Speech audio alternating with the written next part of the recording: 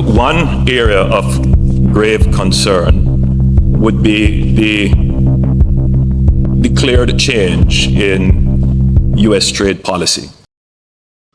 What's up, guys? Welcome back to the channel once again. So guys, after United States threatening Jamaica and Caribbean to cut ties with Cuban government, and also United States threatening China to leave Jamaica and Caribbean. In today's video, Caribbean leaders they have come out and respond to Donald Trump. The meeting was chaired by CARICOM leader called Mia Motley. So guys, let's all watch this video until the end, then I'll come back with more comment. I'm your host, Team Tessie Reaction. Remember to give this video a thumbs up. After months of rising tensions, economic uncertainty, and mounting pressure, Caribbean leaders can no longer ignore the looming trade war between superpowers USA and China.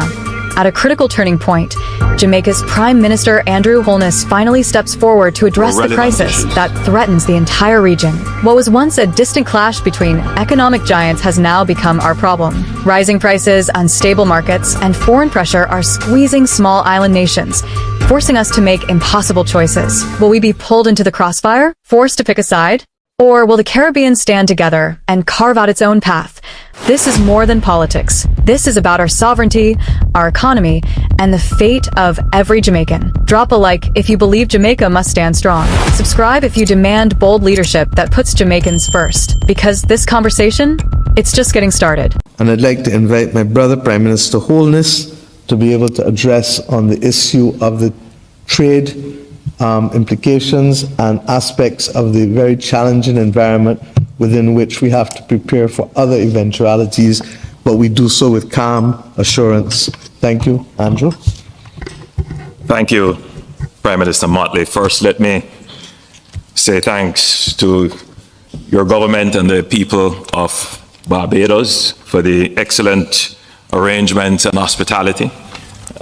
My own view, Mayor, is that the meeting went very well, and I join with my brother Irfan in filing a claim to your Labour Department for having us work till 1 o'clock in the morning. But it was all good for the people of the region, and I believe... I'm going to beg Prime Minister Davis to defend me. Thank you. And I believe the people of CARICOM can feel confident in the leadership. The issues that were addressed were relevant issues for the development of the region, and we grappled with them in real ways to seek solutions.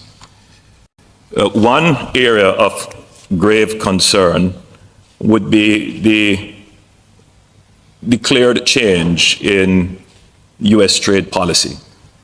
Many businesses have reached out. The private sector is indeed concerned. I believe that the posture of CARICOM is that we must be prepared. We can't approach this with any panic, and we should also accept that with these changes, the concern shouldn't only be that there would be disruption in the normal routine of trade, but that there could also be great opportunities for the region.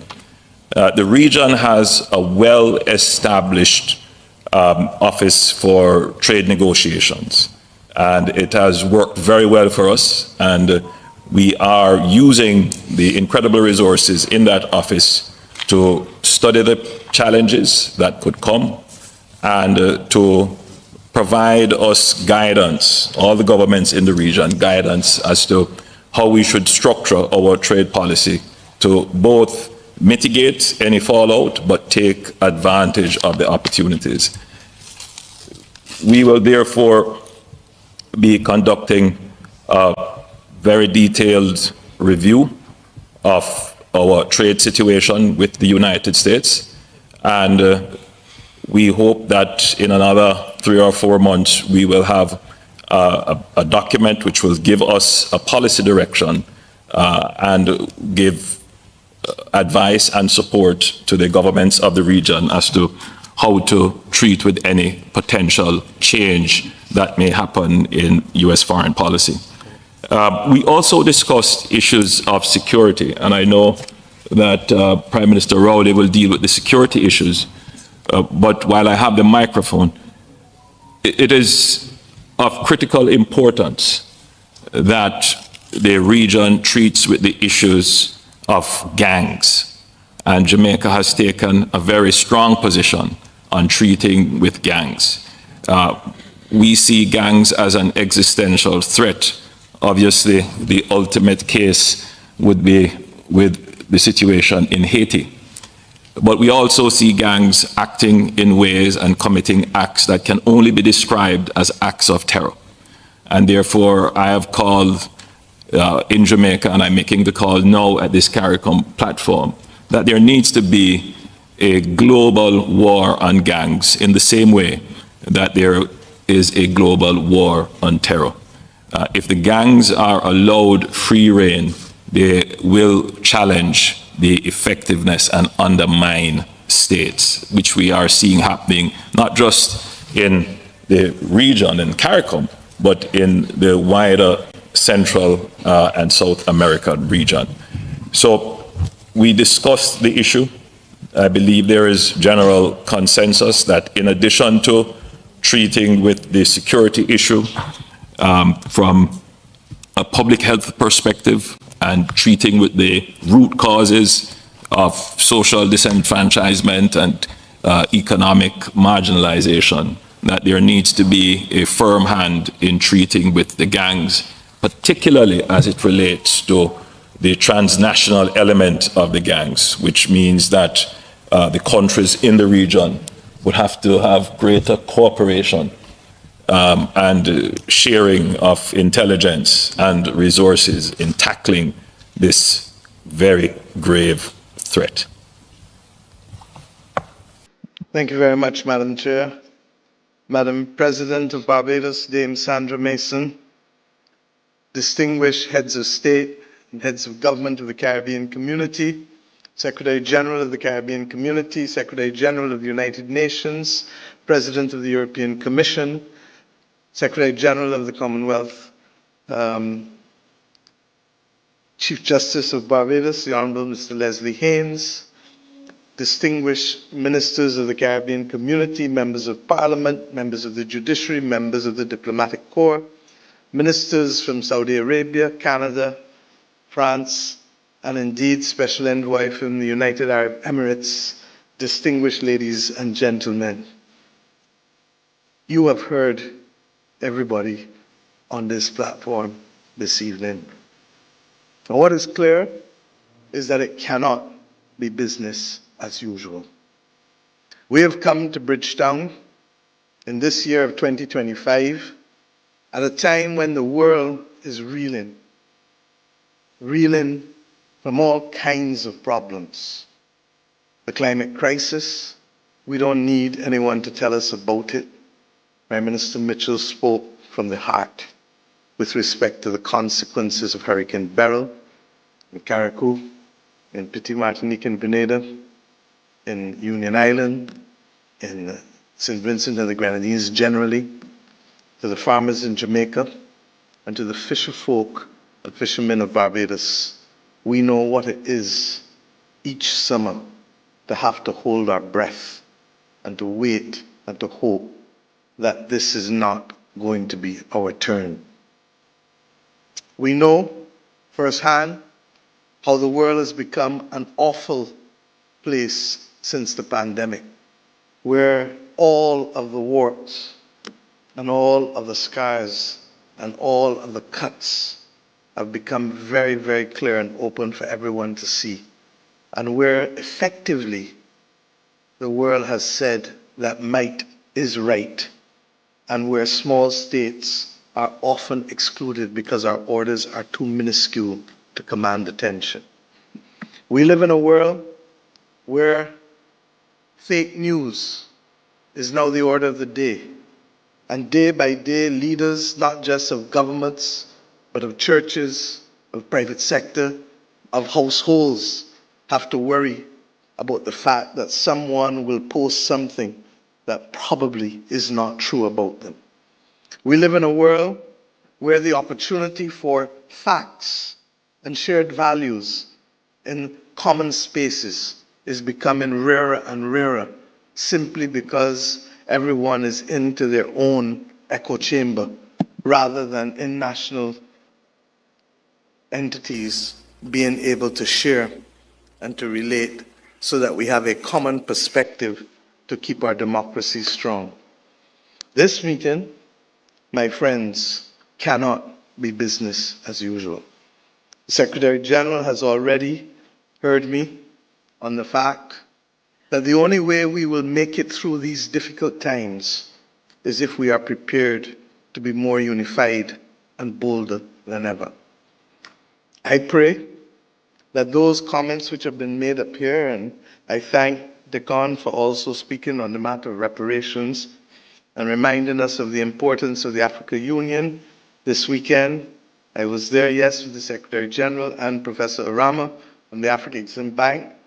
And indeed, the partnership is strong, and we await the next meeting, the first one ever in person, on the 7th of September.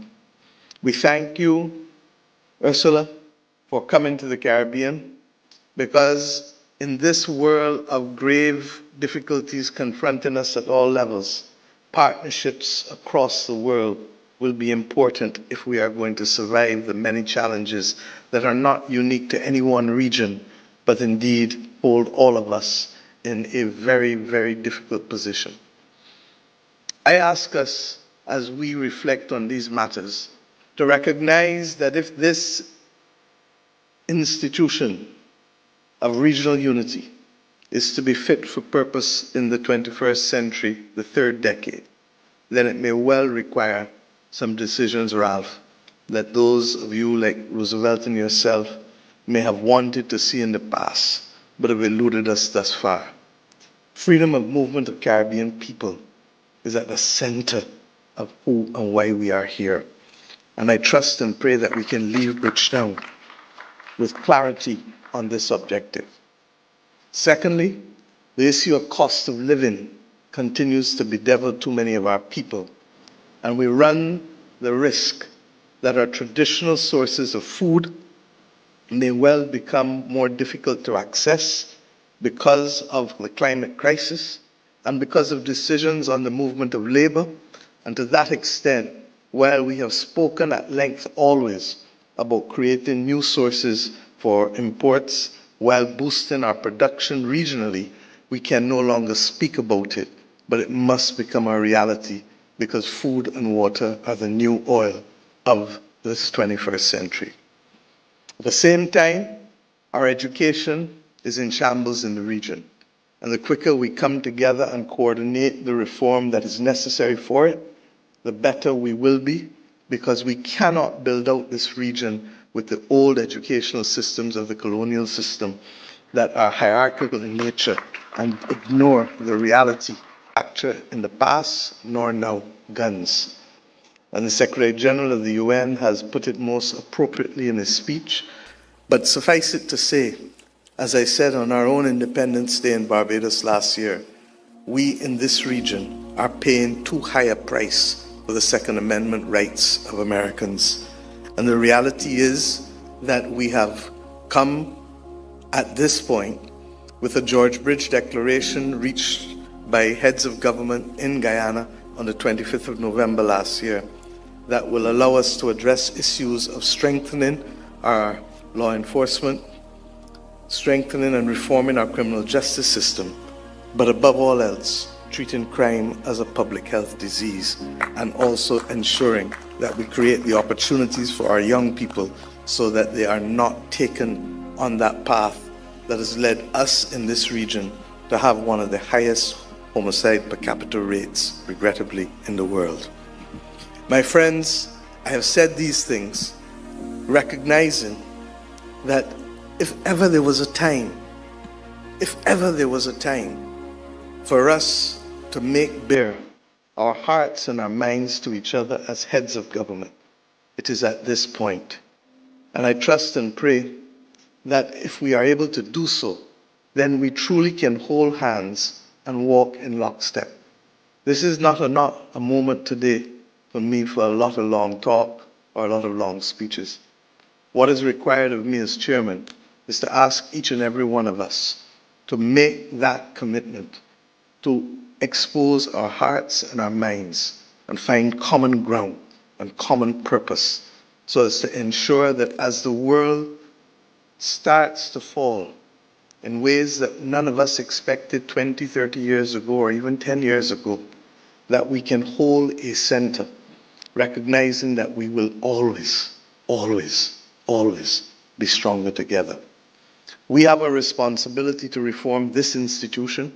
We have spoken for too long as to the need for independent funding mechanisms, whether it is assessed at the imports, whether it is an issue of a small fee for all border passings, people coming in and out of our borders, or whether it is the assignment of renewable energy licenses to CARICOM and our regional institutions.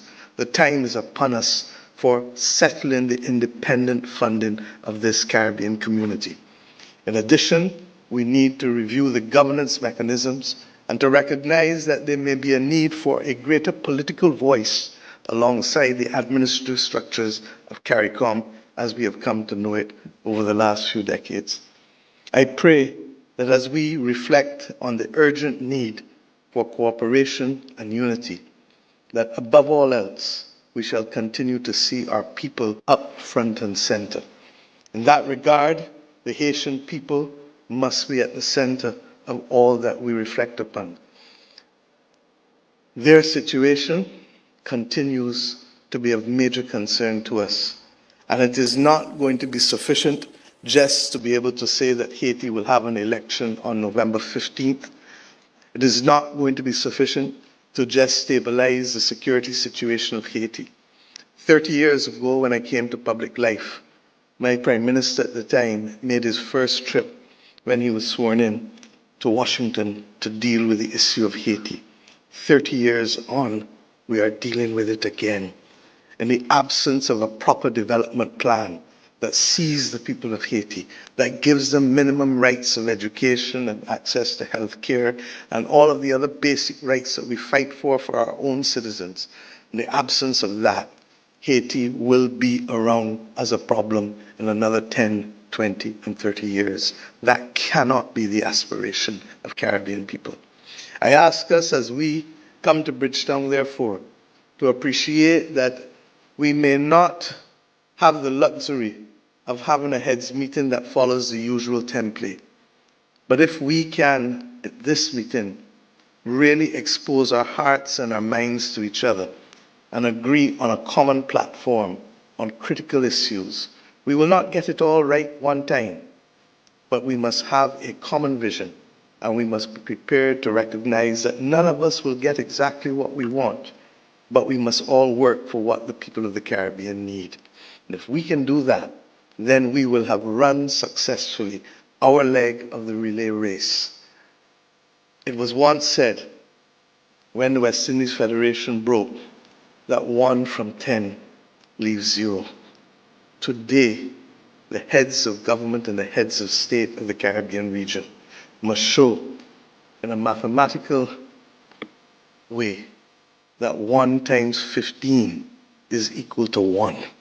If 1 times 15 is equal to 1, then we shall be able to withstand all that is thrown upon us from the world and from within, and arise to the point where we will bring to our people a level of economic development, stability, and prosperity, in spite of the fact that for 6 months of the year we live in fear of that climate crisis, in spite of the fact that we are subject to international economic shocks, in spite of the fact that all of these things continue to be devilish. And why? because we come from a proud people who have known what it is to be resilient and to rise above all challenges.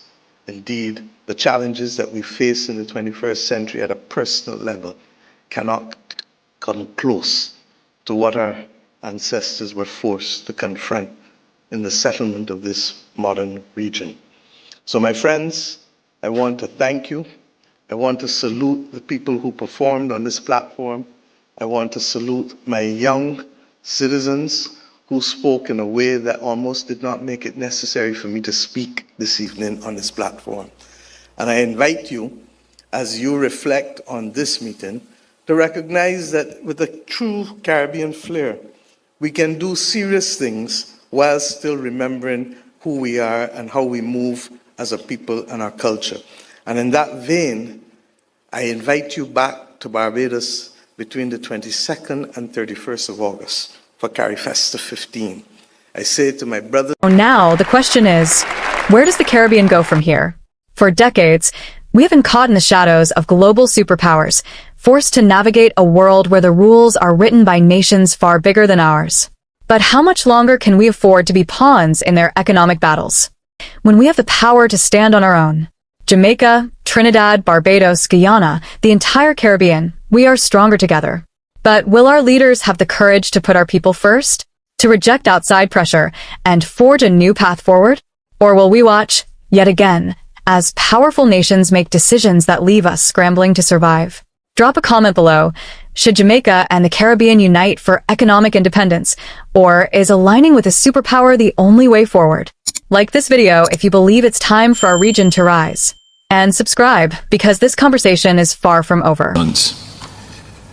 One area of grave concern would be the declared change in U.S. trade policy.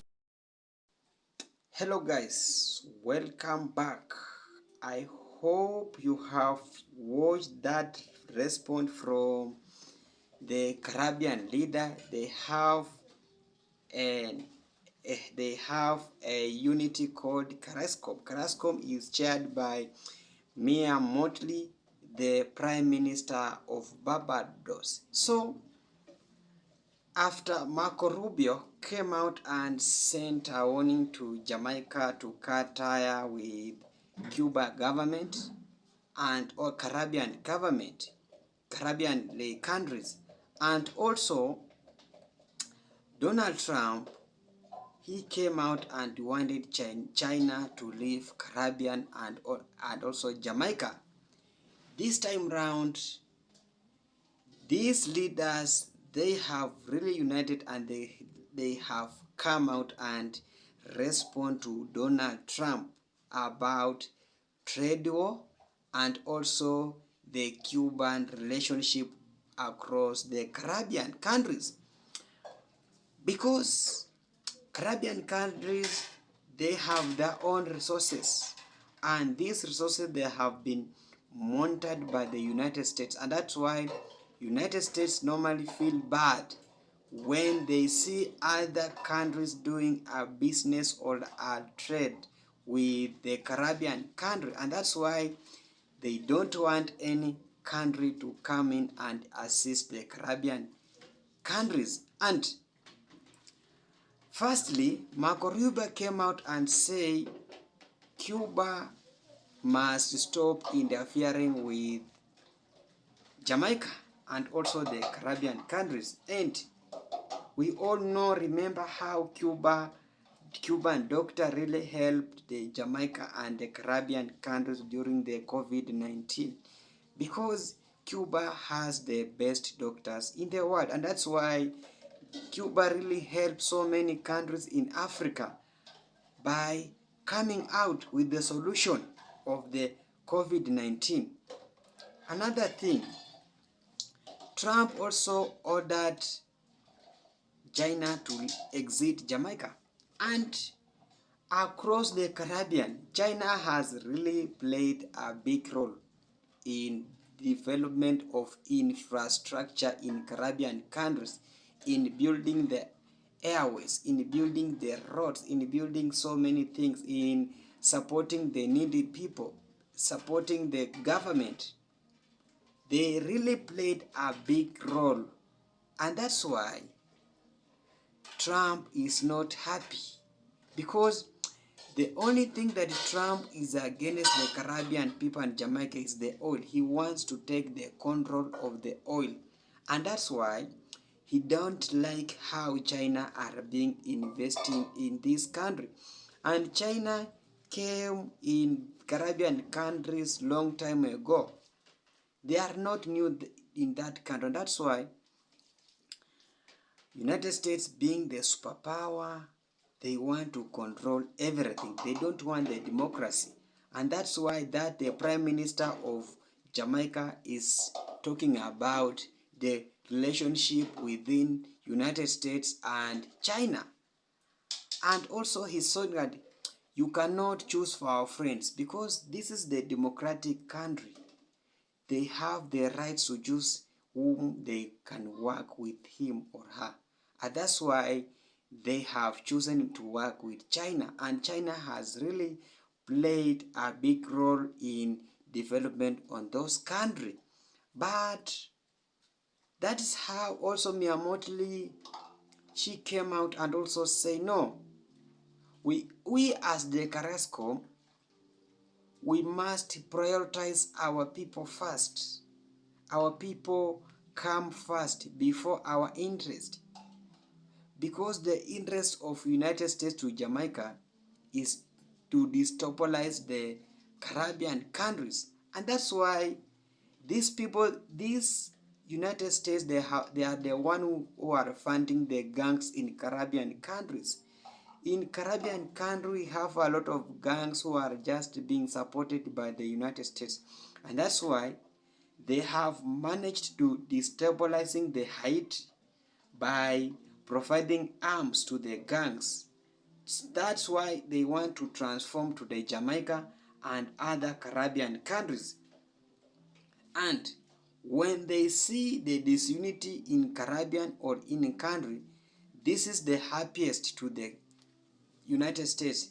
They don't want a unity. And I'm so happy seeing this Caribbean leader united and coming out and say the reality about how this really United States wants to kill the Caribbean leaders, how wants to kill the democracy of those countries. Those are the democratic countries, and we must respect that democracy in that country. But it's the high time we stop working with the United States, because they have been destabilizing us by this time round. And that's why you will find a lot of tariffs were increased in Caribbean countries. And imagine, remember, increasing the tariffs in Caribbean countries, just a small island. What's your interest? And also I remember the Guyana leaders coming out and say, no, this tariff is so high, 38% tariff is so high. That's why they come out and say, no, we must come out and sit down with the United States to reduce. And that's why China and United States, they have this war started long time ago, and it's really continuing. So guys, let's interact more in comment section. Do you really support this Caribbean leader? They have come out and really said no to United States, and they have welcomed China to continue working with across the Caribbean countries. Thank you so much for watching me. I'm your host, Team Tasty Reaction. Merry Christmas. Give me a thumbs up if you really like me and wishing me Merry Christmas. Bye for now. See you in the next video.